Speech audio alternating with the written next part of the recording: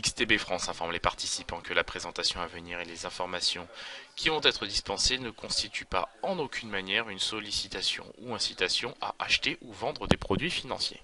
Nous commençons tout de suite avec le calendrier économique de ce jeudi 13 septembre 2018 et vous le voyez, la séance du jour sera essentiellement marquée par les banques centrales.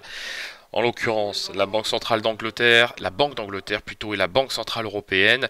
Donc les deux émettront aujourd'hui leurs décisions monétaires. Alors évidemment, rien de transcendant n'est attendu aujourd'hui. On s'intéressera tout de même à la conférence de presse de Mario Draghi qui devrait effectivement parler de l'organisation de la fin du quantitative easing en zone euro. Aux États-Unis, après la publication des prix à la production, on s'intéressera à l'indice des prix à la consommation au titre du mois d'août et aux inscriptions hebdomadaires au chômage pour la semaine terminée au 8 septembre. Statistique très intéressante évidemment. À l'aube de la prochaine réunion qui se tiendra le 25 et 26 septembre, je parle évidemment de la réunion de politique monétaire de la Réserve fédérale et du FOMC, de l'organe décisionnel de la Réserve fédérale, du comité monétaire, qui devrait évidemment relever ses taux directeurs de 25 points de base lors de la prochaine réunion. On a pris connaissance hier du Beige Book qui évidemment fait état d'une nette contraction des investissements des entreprises en raison des tensions commerciales. Donc évidemment pas de grande surprise. Maintenant l'information de ce matin c'est évidemment alors outre Apple et la présentation de ses nouveaux iPhones, c'est surtout la reprise des négociations entre la Chine et les États-Unis. C'est littéralement l'annonce qui porte les indices aujourd'hui et on le voit, l'ensemble des indices européens évoluent en territoire positif au moment où je vous parle. On attaque tout de suite avec la paire euro-dollar qui de son côté fluctue au-dessus du niveau des 1,16 dollars pour 1 euro, autour des 1,17. Alors évidemment des 1,16-17 pardon.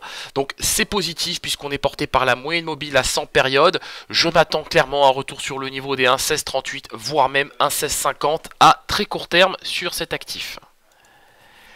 Concernant le DAX 30, alors le DAX 30 évidemment c'est compliqué d'être baissier dans un contexte pareil, hein. On a les fondamentaux de notre côté, on a la technique aussi de notre côté, donc dans ce contexte je suis acheteur du DAX 30 en direction des 12 115 points, il y a très peu de choses à dire si ce n'est que c'est acheteur évidemment.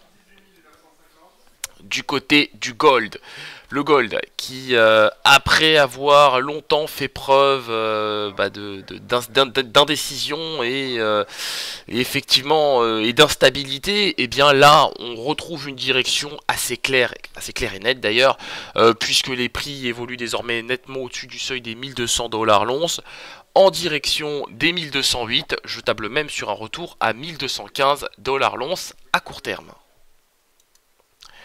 Le WTI, d'après le département de l'énergie américain, les stocks hebdomadaires de brut se sont contractés de 5,3 millions de barils pour la semaine achevée au 7 septembre. Alors évidemment, ça confirme les premières estimations de mardi de l'American Petroleum Institute. En revanche, on a des stocks de produits distillés et d'essence qui ont respectivement progressé de 6,1 et 1,25 millions de barils sur la même période, donc pour la semaine terminée au 7 septembre.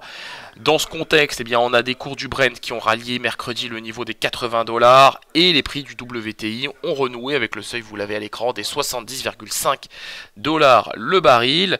Outre le contexte américain, les opérateurs sont bien évidemment préoccupés par la prochaine entrée en vigueur des sanctions américaines sur l'Iran.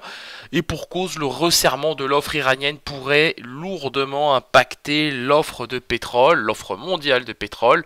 Alors, ça a clairement vocation à soutenir les prix, c'est la raison pour laquelle je suis acheteur de WTI à moyen terme. Et je pense bien évidemment qu'on devrait retrouver le niveau des 71 à même 72 dollars le baril sur cet actif. Sur l'indice S&P 500, évidemment c'est acheteur en direction des 2900 points. Je pense qu'on va revoir ce niveau de prix, il n'y a pas beaucoup de raisons qui m'incitent à être vendeur pour le moment, bien que le Beige Book de la Réserve fédérale a fait état d'une nette contraction des investissements des entreprises en raison des tensions commerciales à l'échelle internationale.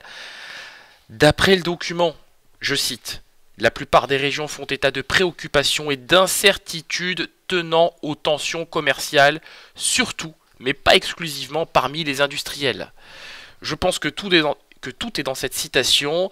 Outre le décalage et la réduction des investissements, eh bien, cette guerre sino-américaine, et on le constate, débouche de plus en plus sur une augmentation des coûts de revient des entreprises du secteur industriel et même des services. Néanmoins, le constat dressé par le Beige Book ne devrait pas empêcher outre mesure le FOMC de relever ses taux directeurs lors de sa prochaine réunion de politique monétaire qui se tiendra les 25 et 26 septembre prochains. Nous terminons avec le Bitcoin.